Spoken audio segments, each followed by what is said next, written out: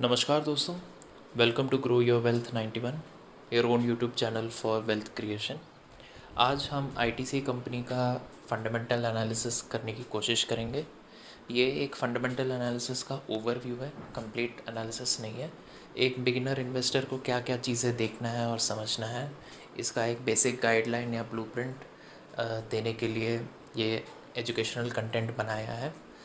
एक छोटा सा disclaimer, we are not registered with SEBI and we do not recommend a buy or sell for any stock. ये सारा content personal opinion and educational purpose के हिसाब से बनाया है, तो please consult your financial advisor before taking any step. अभी हमने आईटीसी को क्यों चुना है? आईटीसी रिसेंटली लाइमलाइट पे आया है क्योंकि मैनेजमेंट ने कुछ ऐसे डिसीजंस उठाए हैं जिसके वजह से कुछ लोग कह रहे हैं कि आईटीसी बहुत अच्छा स्टॉक है, ख़रीद लो। कुछ लोग कह रहे हैं ITC has lost its touch, उसको बेच दो या मत ख़रीदो। कुछ लोग कह रहे हैं आईटीसी रिस्की है, कुछ लोग कह रहे हैं आईटीसी सेफ़ है। तो इतना चर्चा हो रहा है तो हम समझने की कोशिश करते हैं कि आईटीसी का basic business model and management का फ्यूचर आउटलुक एंड स्ट्रैटेजी क्या है। तो लेट अस बिगिन। तो 10 साल का ट्रैक रिकॉर्ड एनालाइज करके देखते हैं। इससे हमें ये पता चलता है कि जो आईटीसी का नेट सेल्स या रेवेन्यू है वो 9.6% कैगार से ग्रो हुआ है। CAGR is compounded annual growth rate. तो this is a very good number for an FMCG company and it has shown very good growth. अगर हम प्रॉफिट आफ्टर टैक्स देखें तो 14% अराउंड है ओवर द लास्ट 10 ईयर्स। ये भी बहुत बढ़िया कंपनी है। फॉर एवरी 100 रुपीज़ कंपनी ने 14 रुपीज़ कमाया है। It is very good profit after tax growth rate. Now we'll see capital employed. अभी कैपिटल एम्प्लॉयड क्या है? Capital is money, employed is लगाना। तो पैसे को वापस बिजनेस में लगाने को कैपिटल एम्प्लॉयड कहते हैं। तो कंपनी ने 19,000 करोड़ से 65,600 करोड़ के आसपास अपना कैपिटल एम्प्लॉयड को बढ़ाया है over the past 10 years and that growth is almost 13% कैगार। ये बहुत इम्पॉर्टेंट चीज़ है दोस्तों, क्योंकि एक कंपनी का फ्यूचर एंड ग्रोथ प्रॉस्पेक्ट्स उसके कैपिटल एम्प्लॉयड से डिसाइड होता है। अगर एक कंपनी अपना पैसा खुद अपने बिजनेस को ग्रो करने में वापस नहीं डाल रहा है तो वो कंपनी बहुत अच्छे रेट से ग्रो नहीं कर पाएगा। But we can clearly see कि आईटीसी ने बहुत ही अच्छे परसेंटेज से एवरी ईयर अपना कैपिटल एम्प्लॉयड को ग्रो करने की कोशिश किया है एंड सिग्निफिकेंटली उस कंपनी का सेल्स भी और प्रॉफिट दोनों बढ़ा है इसी के वजह से। तो ये एक बहुत इम्पॉर्टेंट वैल्यूएशन पैरामीटर हो जाता है कि कैपिटल एम्प्लॉय कंपनी करता है कि नहीं, कितना करता है और उस पर क्या रिटर्न आया है। ये तीनों चीज़ों को देखना है and we can see segment ROC is 72% in 2019-20. This is again a phenomenal number. ROC is return on the money which is employed, capital employed, और ये नंबर 15% के ऊपर अच्छा माना जाता है and this is 72%। It is an extremely good number. तो हमें ये पता चल गया है कि 10 साल का जो ट्रैक रिकॉर्ड है आईटीसी का एट अ ग्लांस बहुत अच्छा दिख रहा है, लेकिन खाली ये नंबर्स देख के हम कुछ कंक्लूड नहीं करेंगे। हमें ईयर ऑन ईयर का ग्रोथ देख के समझना पड़ेगा कि कंपनी एक्चुअली अब्रप्टली ग्रो किया है या स्टडी रेट से ग्रो किया है, क्योंकि ये बहुत इम्पॉर्टेंट है। आगे आने वाले स्लाइड्स में हम इस चीज़ को कवर करेंगे। अभी कॉर्पोरेट स्ट्रैटेजी पे फोकस करते हैं। तो इस कॉर्पोरेट स्ट्रैटेजी का मेन एम ये है कि उनको अब डाइवर्सिफाई करना है अलग अलग सेगमेंट्स में। बेसिकली कंपनी का खुद का एक पोर्टफोलियो होता है। जैसे हमारा स्टॉक्स का पोर्टफोलियो है वैसे कंपनी का बिजनेस पोर्टफोलियो है। हम देख सकते हैं कि एफएमसीजी में है, होटल्स में है, पेपर में है, एग्री में है, आईटी में है।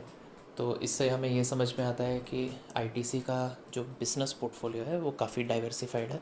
अलग अलग सेगमेंट्स में उसने अपने आप को एस्टैब्लिश करने का कोशिश किया एंड बिज़नेस का फ्यूचर आउटलुक एंड स्ट्रैटेजी ये है कि इन सब सेगमेंट्स में उसको मार्केट लीडर का पोजीशन लेना है या एटलीस्ट टॉप 3 रैंकिंग में अपने आप को एस्टैब्लिश करना है। एक्चुअली अगर हम और एनालाइज करके देखें तो आईटीसी ऑलरेडी कई सेगमेंट्स में टॉप 3 रैंक्स में ऑलरेडी है। एनीवे हम इसको आगे कवर करेंगे। तो प्रोडक्ट ब्रेकअप देख लेते हैं सेल्स का। हमको ये पता चलता है कि एफएमसीजी ने 71.8% कंट्रीब्यूट किया है। This is a huge number and we can understand कि आईटीसी का मेजॉरिटी सेल्स या बिजनेस जो है वो एफएमसीजी से आता है। बाकी होटल्स का 3.5% है। होटल्स अभी कोविड की वजह से पूरा होटल इंडस्ट्री अफेक्टेड है, लेकिन हमें ये पता चलता है कि सिर्फ 3.5% का सेल्स कंट्रीब्यूट करता है होटल्स। तो आईटीसी का जो नेट प्रॉफिट है उस पर इतना बड़ा इम्पैक्ट नहीं पड़ेगा due to loss of business in hotels. अगर एग्री बिजनेस को देखें तो 12.3% है। ये भी रीजनेबली सिग्निफिकेंट कंट्रीब्यूशन दे रहा है in the revenue compare to other things. Paper board, paper and packaging में 8.6% है। तो we can see that overall ITC has decent penetration and decent sales realizations from different sectors. अभी हम FMCG पे ध्यान देंगे क्योंकि FMCG form the bulk of the sales. अभी एफएमसीजी में सिगरेट जो है वो 64.7% का कंट्रीब्यूशन देता है, जबकि ब्रांडेड पैकेज्ड फूड प्रोडक्ट्स 27% का देता है। अभी हमें ये बात समझना चाहिए कि आईटीसी ऑल्दो एक टोबैको इंडस्ट्री है, अपने आप को एक एफएमसीजी एंड टोबैको इंडस्ट्री में आइडेंटिफाई करता है क्योंकि ये दोनों ही बेचता है। And according to ITC cigarettes come under the FMCG segment. अगर आप screener.in या मनी कंट्रोल में आईटीसी को सर्च करके देखेंगे तो आपको पता चलेगा कि आईटीसी को इन लोगों ने टोबैको इंडस्ट्री के साथ लिस्ट किया है, एफएमसीजी इंडस्ट्री के साथ लिस्ट नहीं किया है। एंड हमें ये भी पता चलता है कि over the many years ITC बहुत एग्रेसिवली एफएमसीजी में अपना पोजीशन एस्टेब्लिश करने की कोशिश कर रहा है। If you see the data for past 5 years तो सेल्स फ्रॉम एफएमसीजी काफ़ी कम परसेंटेज फॉर्म करता था, अभी वो 27%, ऑलमोस्ट 30% के around in the FMCG contribution में 30% अराउंड फॉर्म कर रहा है। Cigarettes is only forming 65%। तो आईटीसी काफ़ी मेहनत कर रहा है अपने आप को एफएमसीजी प्लेयर एस्टेब्लिश करने में। तो ये बहुत की नोट है, बहुत की पॉइंट है, और ये क्यों इम्पोर्टेंट है हम ये आगे डिस्कस करेंगे। मार्केट शेयर एक बार देख लेते हैं। सो सिगरेट्स में ITC has monopoly in India, it has 84.3% of market share. अगर टोबैको एक्सपोर्ट्स की बात करें तो आईटीसी का 43% मार्केट शेयर है। नोटबुक क्लासमेट, हम सबको पता है क्लासमेट नोटबुक्स बहुत फेमस नोटबुक्स हैं and ITC makes it, and ITC का 25% मार्केट शेयर है उसमें। इंस्टेंट नूडल्स ईपी का मार्केट शेयर 23% है। ये ईपी नूडल्स मैगी का बहुत क्लोज कॉम्पिटिटर माना जाता है, although Maggi is known to be the best instant noodles brand in India. अगर मैगी के अलावा कोई ब्रांड सेकंड रैंक पे है तो वो ईपी नूडल्स है। तो आईटीसी ने बहुत मेहनत किया है अपने आप को इन सेक्टर्स में एस्टैब्लिश करने के लिए एंड काफ़ी अच्छा मार्केट शेयर इन्होंने कैप्चर किया है। So now these are some of the brands in FMCG segment which is sold by ITC. हम देख सकते हैं कि Sunfeast biscuits, Aashirvaad atta, Bingo, Mad Angles, सिप्पी noodles, Fiama, Vivel, Engage deos, Savlon, Classmate, Mangaldeep agarbatti, Aim माचीस, home life, ये सब ब्रांड्स हमने कभी ना कभी यूज़ किया है और हम करते आ रहे हैं। तो वी कैन सी कि आईटीसी बहुत aggressively over the past few years FMCG में अपने आप को एस्टैब्लिश कर रहा है। एंड द रीज़न आई से दिस इज़ बिकॉज ये सारे ब्रांड्स का ब्रांड रिकॉल बहुत अच्छा है, इन सारे ब्रांड्स के बारे में हमें आइडिया है, and this is what is very important in FMCG. अगर आपको कंपनी का ब्रांड ही नहीं पता है तो आप कभी भी वो प्रोडक्ट खरीदने के बारे में सोचोगे नहीं। तो हमें पता चलता है कि आईटीसी काफ़ी डाइवर्सिफाइड है एफएमसीजी में, हर सेक्टर में, हर प्रोडक्ट में अपने आप को एस्टेब्लिश कर रहा है। इनफैक्ट अभी रिसेंटली आईटीसी ने एक स्पाइस मेकिंग कंपनी को अक्वायर किया है एंड वो और भी डाइवर्सिफिकेशन पे फोकस कर रहा है प्योरली ऑन दी एफएमसीजी। तो let us understand why it is like that, why is ITC focusing so much on FMCG. We know that FMCG forms 70% of the sales. उसमें cigarettes जो है वो 65% है और around 27 to 30% is your FMCG which is food products. तो आईटीसी कहता है कि लीगल सिगरेट्स जो है वो इंडिया में सिर्फ 10% का मार्केट शेयर बनाता है. By the way ITC is in the business of selling legal cigarettes.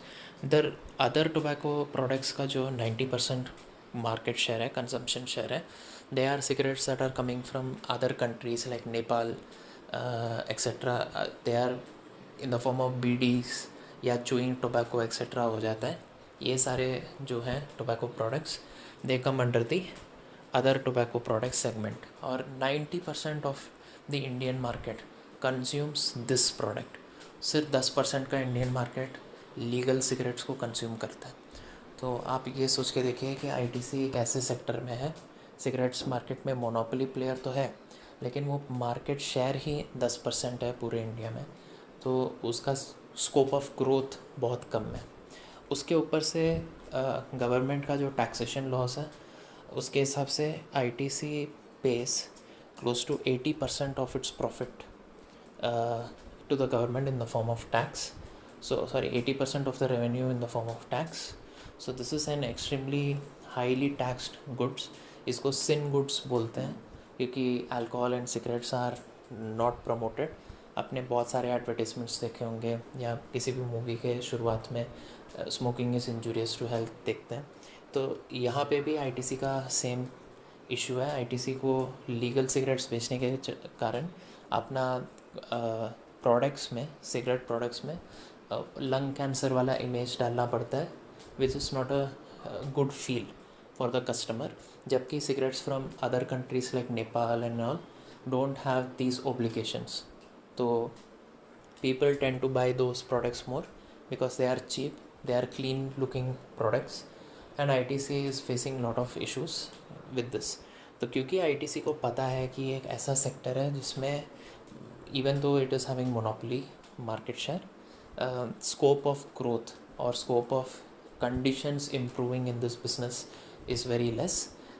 ITC decided कि अभी टोबैको प्लेयर ही रहना शायद लॉन्ग टर्म में बेनिफिशियल नहीं होगा एंड इसीलिए वो लोग बहुत एग्रेसिवली एफएमसीजी में अपना डोमेन एस्टेब्लिश करना चाहते हैं. And why FMCG, why not other sectors like hotel, agri या पेपर? क्योंकि एफएमसीजी से मेजॉरिटी ऑफ द सेल्स आता है. तो वो उस सेगमेंट में फोकस कर रहे हैं जिसमें सबसे जल्दी और सबसे आसान तरीके से रेवेन्यू को रियलाइज़ किया जाए. तो एक बार फिजिकल ईयर 20 का एफएमसीजी प्रोडक्ट्स का कंज्यूमर स्पेंड देख लेते हैं. वी कैन सी कि आशीर्वाद आटा is at the top of the pyramid under the FMCG products of ITC. आशीर्वाद आटा is ranked number 1 in the आटा सेगमेंट. तो आईटीसी ऑलरेडी मार्केट शेयर में इस केस में लीडिंग है. अगर हम सनफीस्ट बिस्किट्स देखें तो ब्रिटानिया ब्रांड के जस्ट बाद आता है रैंकिंग में. इसका dark fantasy, choco filled biscuits etcetera are premium biscuits and इनका भी मार्केट शेयर एंड रैंकिंग काफ़ी अच्छा है. बिंगो मैड एंगल्स चिप्स किसने नहीं सुना है, किसने नहीं देखा है? ये भी बहुत फेमस चिप्स ब्रांड है. क्लासमेट नोटबुक्स अपने नोटबुक्स के कैटेगरी में रैंक 1 है, again a market leader. Yippee noodles is rank 2 next to Maggi. And like this we can see कि it is trying to dominate and capture maximum market share and leadership position in the FMCG segment. तो over the years ITC has done a good job. हम इतना तो पता कर सकते हैं based on this data. Manufacturing plant, अगर हम मैन्युफैक्चरिंग प्लांट्स का एनालिसिस करें तो ऑलरेडी आईटीसी के पास 9 स्टेट ऑफ आर्ट प्लांट्स हैं एंड वो और भी प्लांट्स खोल रहा है. अभी एक कंपनी के लिए अलग अलग जगह पे मल्टीपल प्लांट्स होने का बेनिफिट क्या है? Basically if you guys don't know, ITC के टोबैको मैन्युफैक्चरिंग प्लांट में आग लग गया था जिससे आईटीसी ने इंश्योरेंस के थ्रू पैसा रियलाइज़ कर लिया था. बट प्रॉब्लम ये है कि अगर आईटीसी सिर्फ उस प्लांट पे डिपेंडेंट होता फॉर ऑपरेशंस तो आईटीसी को बहुत समय लग जाता वो पूरे प्लांट को वापस फंक्शनल बनाने के लिए, और उससे उसका बिजनेस इम्पैक्ट होगा। But if any company has more than one plant, तो ऐसे नेचुरल डिजास्टर कैलामिटीज़ या odd occurrences like fire etcetera से बिजनेस नहीं इम्पैक्ट होगा।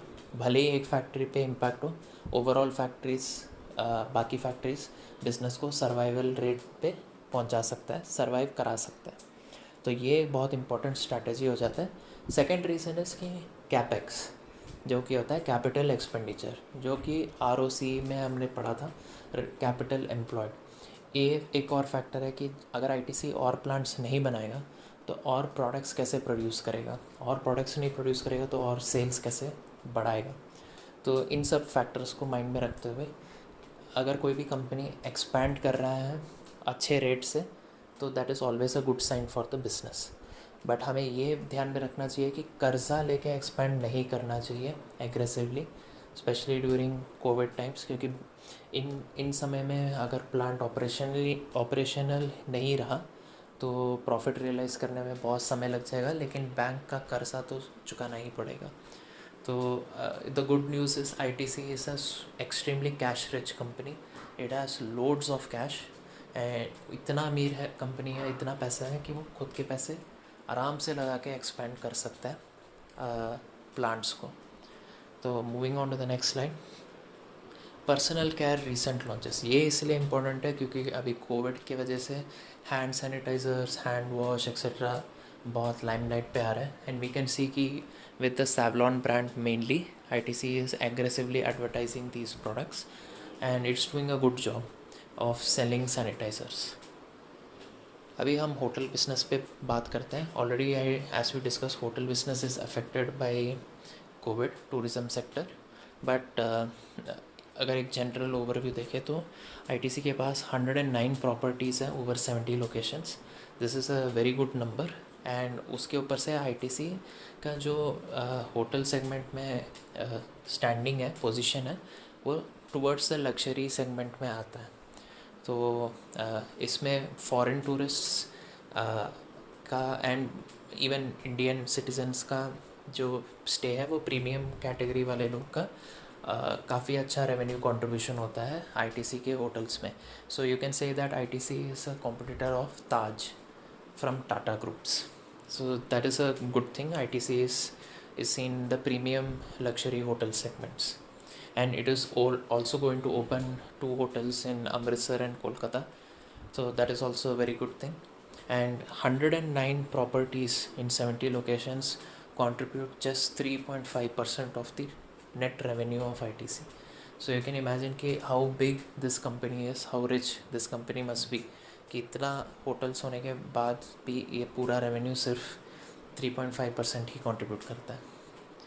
नेक्स्ट है एग्री बिजनेस। एग्री बिजनेस में आईटीसी बैकवर्ड इंटीग्रेशन करने की कोशिश कर रहा है, where it is trying to directly remove the middle man and connect with the farmers. E Choupal is one of the initiatives by ITC, जिससे कि वो डायरेक्टली फार्मर्स को इंटरनेट के थ्रू कनेक्ट कर सकें और ऑर्डर्स एक्सेट्रा प्लेस कर सकते हैं। तो ये एक बहुत बड़ा इनिशिएटिव है, एंड वैसे भी आईटीसी हमेशा एक फार्मर फ्रेंडली कंपनी रहा है। बहुत सपोर्ट देता है आईटीसी अपने फार्मर्स जिनके साथ उन्होंने रिलेशनशिप बिल्ड किया है उनको। तो these are all like very great initiatives by ITC to ensure that उसका जो रॉ मटेरियल है उसका खर्चा जो है वो कम कर सके, डायरेक्टली मिडलमैन को हटा के काफ़ी अच्छा रेवेन्यू रियलाइजेशन कर पाए, and this is a very good move on ITC's part. Apart from this, ITC B2B में एग्रेसिवली अपना सेल्स और मार्केटिंग बढ़ा रहा है। हमने देखा था कि एग्री में ऑलमोस्ट 12% के अराउंड उसका रेवेन्यू कंट्रीब्यूशन था। So it is also trying to increase that sector, and we can see कि सूजी, आटा, बेसन etcetera ITC is selling on a B2B basis. So this is a very good move from the business point of view for ITC. तो अभी तो हमने ITC का basic business model and बाकी चीज़ें देख लिया है। हमें ये समझ में आ गया है कि आईटीसी एक टोबैको सेक्टर में बिलोंग करने वाला कंपनी है जो कि धीरे से एफएमसीजी में माइग्रेट हो रहा है। इसका ये मतलब नहीं है कि आईटीसी टोबैको का सेल बंद कर रहा है। ITC is planning to stay a monopoly player in tobacco, but वो टोबैको के सेल्स को पे डिपेंडेंट नहीं रहना चाहता है अपने प्रॉफिट को रियलाइज़ करने के लिए। वो चाहता है कि एफएमसीजी कंट्रीब्यूट्स मोर और at least equal to the sales of tobacco, ताकि it can slowly shift its vision towards that. And इसी का वजह से आईटीसी एग्रेसिवली कैपिटल को एम्प्लॉय करके एफएमसीजी में एक स्ट्रॉन्ग होल्ड बना रहा है। एंड जो भी प्रॉफिट्स टोबैको से आ रहा है वो प्रॉफिट्स को आईटीसी एफएमसीजी को ग्रो करने में लगा रहा है। और इसी के कारण हमें शायद से इस स्टॉक का प्राइस उतना बढ़ता हुआ नहीं दिख रहा है, क्योंकि ITC is completely utilizing the money in expanding its FMCG business। तो अभी हम बेसिक वैल्यूएशन पैरामीटर्स को एनालाइज करते हैं। तो अगर आपने मेरा प्रीवियस वीडियो नहीं देखा है तो उसमें मैंने एनालिसिस पैरालिसिस का कॉन्सेप्ट समझाया है, जिसमें बहुत सारे डिसीजन फैक्टर्स को अगर हम एनालाइज करें तो हमारा डिसीजन मेकिंग पैरालाइज हो जाता है। तो इसको अवॉइड करने के लिए we try to focus on key parameters जो कि बिज़नेस को रिव्यू या एनालाइज करने में हेल्प करेगा। उसमें से एक है EPS growth. EPS is earnings per share. इसका जो ग्रोथ है from the chart we can see almost एक स्टडी रेट से ग्रो किया है। So this is a very good trend. Abruptly हमें कहीं पे सडन अप्स एंड डाउन्स नहीं दिख रहा है। सो ये बहुत अच्छा सिग्नल है कि ITC is able to grow at a steady pace and at a healthy pace. So this is first point. CFO growth, cash flow from operations। अभी cash flow from operations हम क्यों देख रहे हैं और ये होता क्या है? Just a brief review for beginner investors। Cash flow from operations और नेट प्रॉफिट में हमें फ़र्क समझना पड़ेगा। उसके लिए एक छोटा सा एग्जांपल लेते हैं। मान लीजिए कि आप एक नींबू पानी बेचने का स्टॉल खड़ा करते हैं और आपने एक महीने में 500 रुपये का सेल किया है। 500 रुपये के सेल में आपको 400 रुपये हाथ में मिल गया, लेकिन 100 रुपये उधारी के चक्कर में किसी ने वापस नहीं दिया। आपको पता है कि 2 महीने बाद आपको वो 100 रुपये मिलने वाला है, लेकिन अभी तक हाथ में आया नहीं है। तो अगर आप इस ट्रांजैक्शन को रिकॉर्ड करेंगे तो नेट प्रॉफिट में आप 500 रुपीज़ दिखाएंगे, versus cash flow from operations में 400 दिखाएंगे। तो बेसिकली कैश फ्लो वो पैसा होता है या वो नंबर होता है जो आपको एक्चुअली इन हैंड आया हो। और सिर्फ इतना ही नहीं, मान लीजिए कि आपके पास 3 स्टॉल थे और आपको लग रहा है कि 3 स्टॉल से मैं पूरा पैसा कमा नहीं पा रहा हूँ, तो आपने एक स्टॉल किसी और को बेच दिया। अब वो एक स्टॉल को बेचने से मान लीजिए आपको 400 रुपये का मुनाफा हुआ, तो उस महीने के लिए आपका जनरल जो मुनाफा 500 रुपये का हर महीना होता था वो सडनली बढ़ के 900 रुपये हो जाएगा। क्यों? क्योंकि आपने एक स्टॉल बेच के वो 400 रुपये कमाया है। इसको अदर इनकम भी बोल सकते हैं, ठीक है। कैश फ्लो फ्रॉम ऑपरेशंस में ये चीज़ हट जाता है। कैश फ्लो फ्रॉम ऑपरेशंस सिर्फ और सिर्फ ऑपरेटिंग एक्टिविटी यानी नींबू बेचने का बिजनेस से जो पैसा आया है सिर्फ उस पर ध्यान देता है। और ये इसीलिए बहुत इम्पॉर्टेंट है कि हम कैश फ्लो फ्रॉम ऑपरेशंस देखें। कभी भी cash flow from operations net profit के बराबर नहीं होगा, हल्का सा तो फ़र्क रहता है, लेकिन हमें ये इंश्योर करना है कि वो फ़र्क बहुत ज़्यादा ना हो। और आने वाले वीडियोस में जब हम और इन डेप्थ एनालिसिस और डिटेल्ड एनालिसिस सीखेंगे तो उसमें हम कैश फ्लो फ्रॉम ऑपरेशंस को नेट प्रॉफिट के साथ कंपेयर करके देखेंगे कि दोनों में ओवर पास्ट 5 to 10 ईयर्स कितना डिफरेंस है, कितना परसेंटेज का कंट्रीब्यूशन है net profit over cash flow. तो इससे हमें एक आइडिया लगता है कि क्या कंपनी सही में वो पैसा कमा रहा है जो वो नेट प्रॉफिट में बोल रहा है या नहीं। And we can see that cash flow from operations भी स्टडी रेट से ग्रो किया है। There are no sudden ups and downs. This is in line with your earnings per share का ग्रोथ रेट। तो this is a decent sign of a good performing company. अभी third चीज़ है ROE, which is your return on equity. Return on equity is nothing but equity है आपका और मेरा पैसा, माने शेयर होल्डर्स का पैसा। वो पैसा जो हमने इन्वेस्ट किया है IPO के टाइम, और वो पैसा जो हमको कायदे से मिलना चाहिए था, लेकिन कंपनी ने एक्सपेंशन या फ्यूचर ग्रोथ के लिए रखा हुआ है in the form of reserves and surplus. इन पैसे पे कितने पैसे प्रॉफिट कंपनी ने कमाया है, इसको रिटर्न ऑन इक्विटी बोलते हैं। एक थंब रूल नंबर अगर दिया जाए इसके लिए तो 15% is considered a good number. हम देख सकते हैं कि आईटीसी का लोवेस्ट 21% है। तो all in all it is a good thing कि ITC has maintained about 20% ROE every year for the past 10 years. लेकिन इसका जो ट्रेंड है वो थोड़ा सा डिक्लाइन हो रहा है, और इसका रीज़न भी मैंने बताया था, क्योंकि जो टोबैको से प्रॉफिट्स मिल रहा है उसको वो कंपनी पूरा खर्च कर रहा है एफएमसीजी को एक्सपेंड करने में, और इसके वजह से जो रिटर्न है ऑन द इक्विटी वो थोड़ा सा कम है। तो this is something we have to keep in mind. Next है ROCE। ROCE is return on capital employed. अभी शुरुआत में हमने ये देखा था कि कैपिटल को जब एम्प्लॉय करते हैं तो उस पर कंपनी कितना रिटर्न कमा रहा है। दो चीज़ें इंपॉर्टेंट है, एक तो कंपनी को ग्रो करने के लिए उसे वापस बिजनेस में पैसा तो डालना ही है, लेकिन उसके साथ साथ उस पर रिटर्न भी अच्छा होना चाहिए। अगर रिटर्न ख़राब हुआ तो दैट मीन्स मैनेजमेंट का स्ट्रैटेजी या विजन सही नहीं है या कुछ तो गलत हो रहा है। तो हम ये देख सकते हैं कि ROCE भी बहुत अच्छा नंबर्स हैं। अगर कोई थंब रूल परसेंटेज दे तो 15% मानते हैं कि it is a good number for a ROCE growth, and we can see कि लोएस्ट इज़ 34%। तो again ITC has given fantastic results in the form of a return on capital employed. So we can say that it has performed good on all the metrics till now. Last जो हम analyse करेंगे वो है operating profit margin का trend. अभी ये बहुत important है, इससे हमको ये पता चलता है कि रॉ मटेरियल का जो प्राइस है उस पर कंपनी का कितना कंट्रोल है। अभी आप कोई कमोडिटी सेक्टर ले लेते हैं जैसे टाटा स्टील या मैथन अलॉयज़, तो इनका जो रॉ मटेरियल है वो कमोडिटी प्रोडक्ट्स हो जाते हैं जिनका प्राइस बहुत ज़्यादा फ्लक्चुएट करता है। कुछ साल ऐसे होंगे जब बहुत सस्ता होगा, कुछ साल ऐसे होंगे जब बहुत महंगा होगा। अगर आप मैथन अलॉयज़ का प्रॉफिट एनालाइज करेंगे तो रॉ मटेरियल का खर्चा जब भी सस्ता था तो मैथन अलॉयज़ का प्रॉफिट बहुत ज़्यादा था, एंड वाइसा वर्सा जब रॉ मटेरियल महंगा हो गया तो मैथन अलॉयज़ का प्रॉफिट घट गया था। तो इससे हमें ये पता चलता है कि कंपनी के हाथ में प्रॉफिट का पर मार्जिन कंट्रोल में है ही नहीं।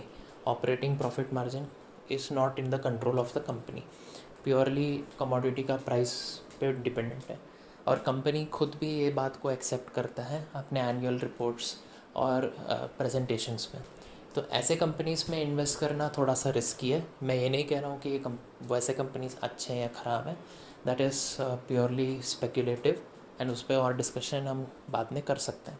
लेकिन फ़िलहाल के लिए हमें ये समझना चाहिए कि वैसा कंपनी जिसका रॉ मटेरियल का प्राइस उस कंपनी कंट्रोल में नहीं है, या रॉ मटेरियल के वजह से उसका जो ऑपरेटिंग प्रॉफिट मार्जिन है वो बहुत ज़्यादा ऊपर नीचे होता है, तो थोड़ा सा हमें सावधान रहना चाहिए। It's a red flag. अभी लास्ट में हम ये देख पाते हैं कि आईटीसी का जो ओपीएम है वो 33% से 38% के बीच में है ओवर द पास्ट 10 ईयर्स, सिर्फ 5% का फ़र्क, एंड इसमें भी it is improving every year.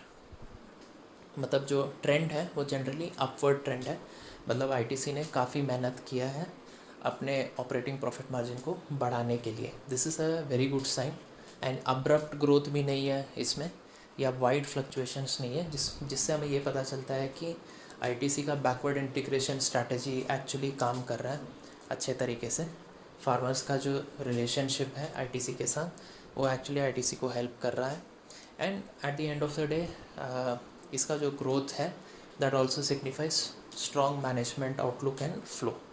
तो अभी हमें इन सब चीज़ों से इतना समझ में आ गया है कि आईटीसी एक एफएमसीजी प्लेयर बनना चाहता है आने वाले 5 से 10 सालों में। वो ऑलरेडी एफएमसीजी सेगमेंट में है, ऑलरेडी काफ़ी प्रोडक्ट्स में वो टॉप 3 रैंक्स में है, और अपने आप को और स्ट्रांगली वो एस्टेब्लिश करना चाहता है। तो अभी मुद्दे की बात यह है कि ये एक ऐसा स्टॉक है जिसका पीई 15 है। PE is price to earnings. Price to earnings एक तरीके से महंगाई बताता है उस स्टॉक को ख़रीदने का। आप 1 रुपये के लिए कितना पैसा देने को रेडी हैं ये बताता है पी। अगर पीई 10 है तो फॉर 1 रुपी ऑफ कमाए, आप 10 रुपये देने को तैयार हो। Basic understanding of price to earnings यही है। तो अभी आईटीसी का जो पीई है वो अराउंड 15-16 है। अगर आप किसी भी एफएमसीजी कंपनी का पीई देखते हैं, जैसे कि एचयूएल, डाबर या नेस्ले, तो वो 50, 60, 70, इवन 80 तक है। तो आप ये समझ लीजिए कि आपको एक फ्यूचर एफएमसीजी स्टॉक 15 या 16 के पीई में मिल रहा है। This is a value by from an educational point of view. This is again not a recommendation, guys. It's just a educational analysis. So I think that ITC का जो management है, it has proved its caliber by analyzing past data, and इससे हम ये decide कर सकते हैं कि इस पे और further investigate करके research करके हम एक कॉल ले सकते हैं कि आईटीसी को लेना चाहिए कि नहीं। ये तो खाली प्रिलिमिनरी एनालिसिस है, फर्स्ट स्टेज ऑफ एनालिसिस, जिसमें हम कंपनी के बारे में समझते हैं, कंपनी का बिजनेस देखते हैं, मैनेजमेंट का आउटलुक देखते हैं, एंड बहुत बेसिक पैरामीटर्स को एनालाइज करते हैं। आई होप आपको ये वीडियो पसंद आया हो। Please like and subscribe, and tell me in the comments if you enjoyed it. Thank you.